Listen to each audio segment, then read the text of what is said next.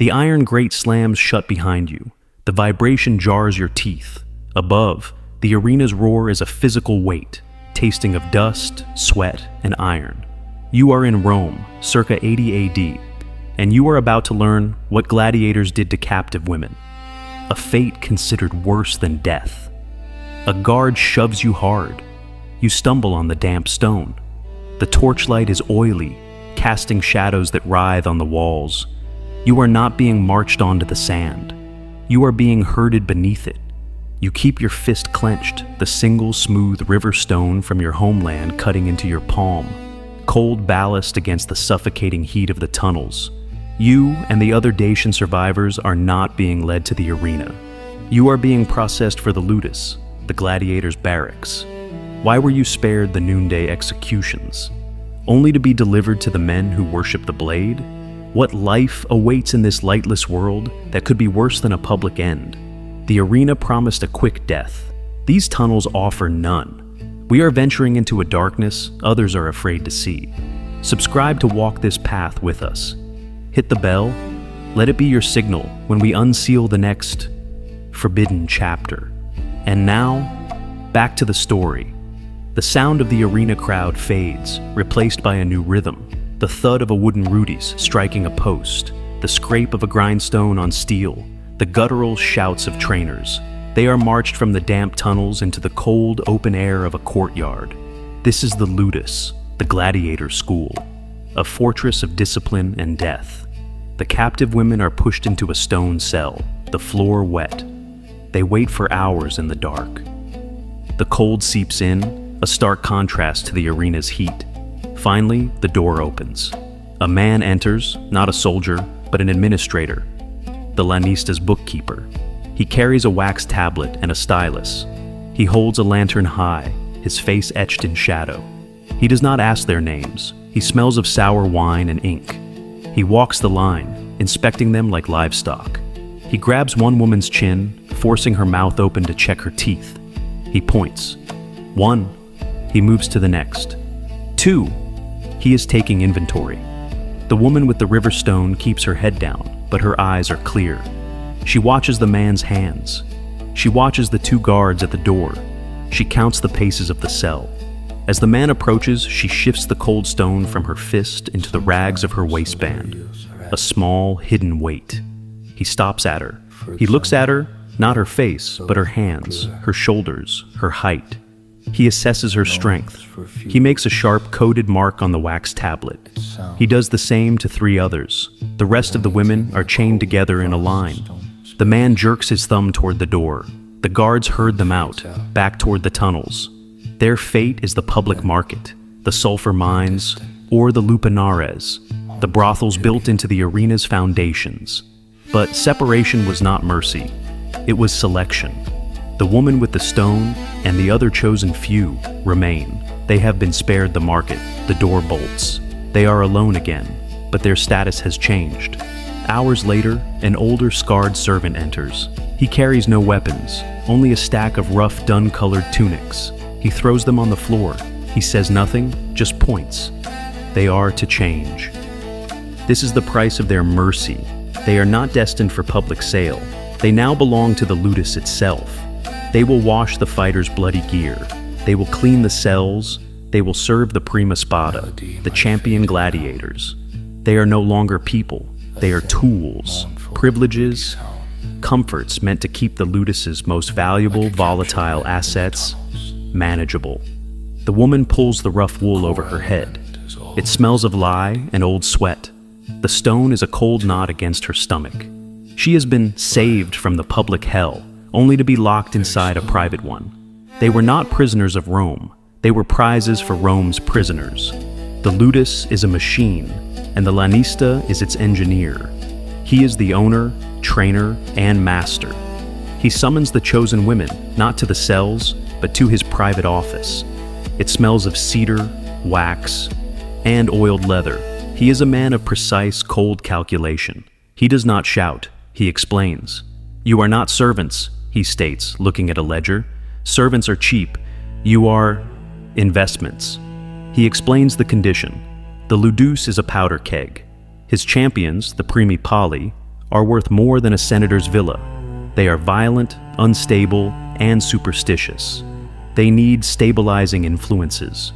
The women are to be given as contubernia, official companions or barracks wives. This is the ultimate mercy he offered.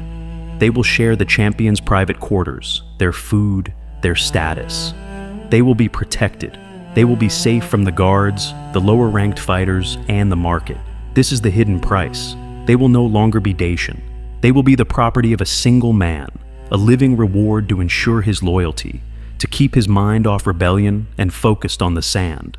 The Lanista singles out the woman with the river stone. Her defiance is a tangible thing in the room.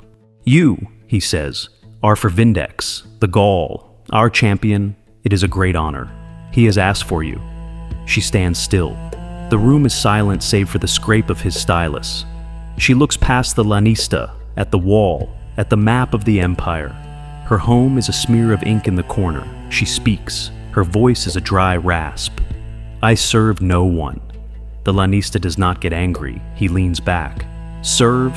No, you will belong, or you will be forgotten.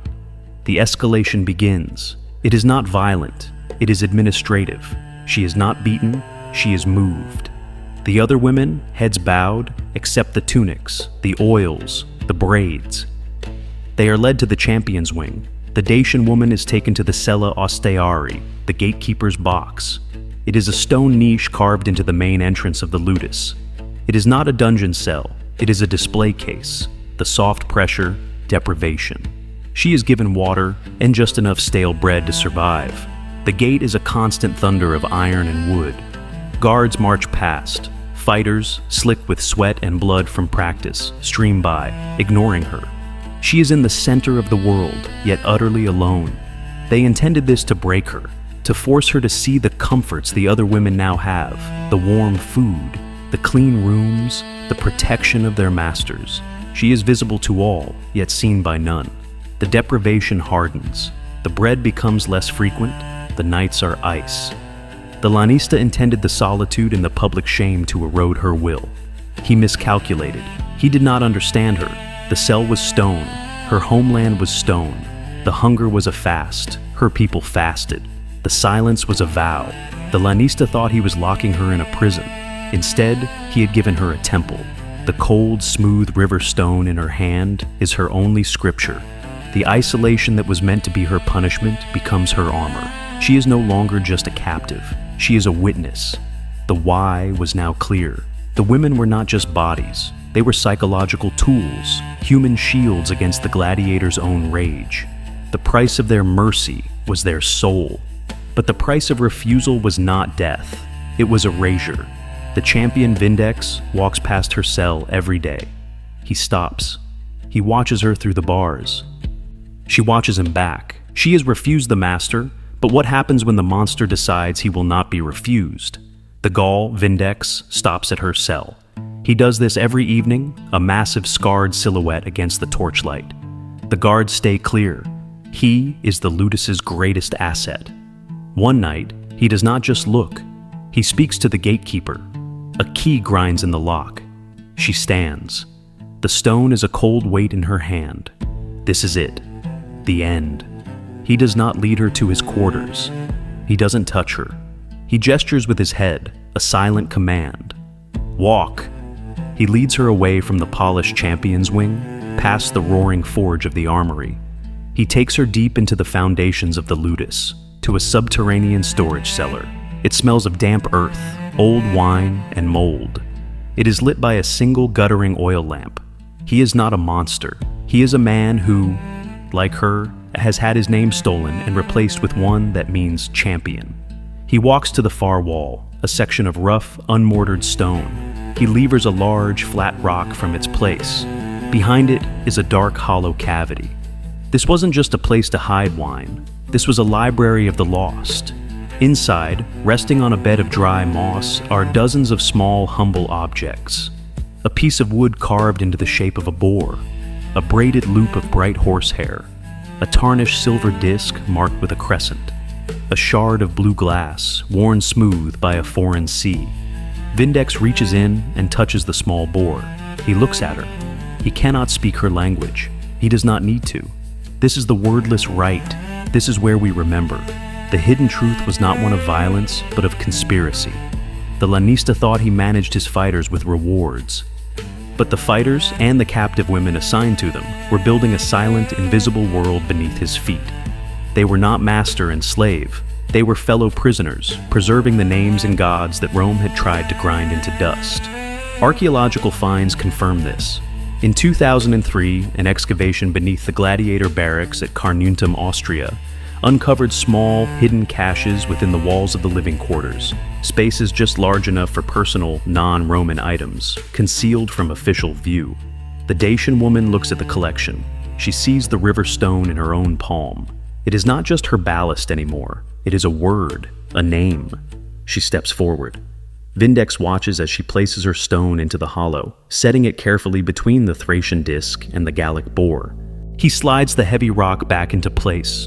The wall is seamless. Her identity is safe. She has been locked in a cell to be forgotten. But in the deepest dark, she has finally been seen. They had found a way to save their souls. But what good was a soul when the body was still in the cage? The Ludus was a business. And like any Roman business, it ran on records. Wax tablets for the daily schedule, papyrus ledgers for the profit and loss. We have surviving lists of fighters, the later Culi, detailing their victories, their specialties, the price of their feed, and the cost of their medical care. History is written in this ink, but it is also written in the gaps, the places where the ink suddenly stops. In the Lanista's private ledger, the entry for Vindex, the Gaul, is clean. A string of victories noted in precise red ink. Then, nothing. The line is blank. There is no record of a final match in the arena. No note of sale to another Ludus. No mention of a burial plot. It is a calculated void. It is as if the ink itself was forbidden. And the Dacian woman?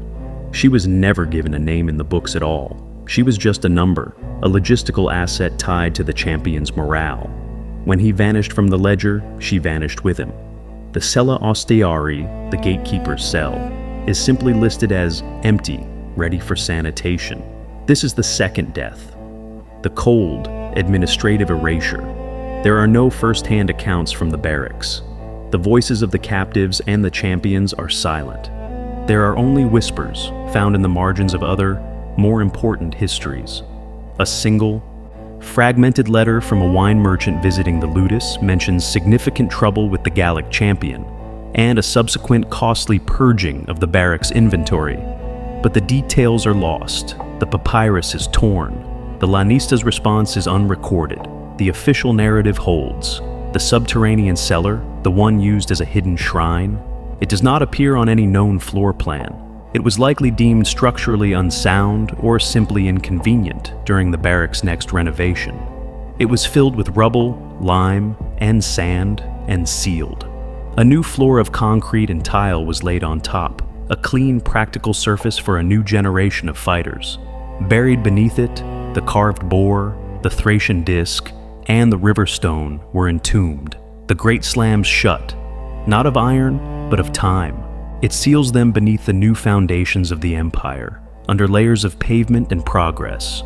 The roar of the arena crowd is long gone, replaced now by the dry whisper of wind moving through the ruins. The great Colosseum stands, a testament to the victors. The Ludus is forgotten dust, but the stones remain. The small, smooth river stone is still there, in the absolute dark, waiting. A cold, hard ballast against the crushing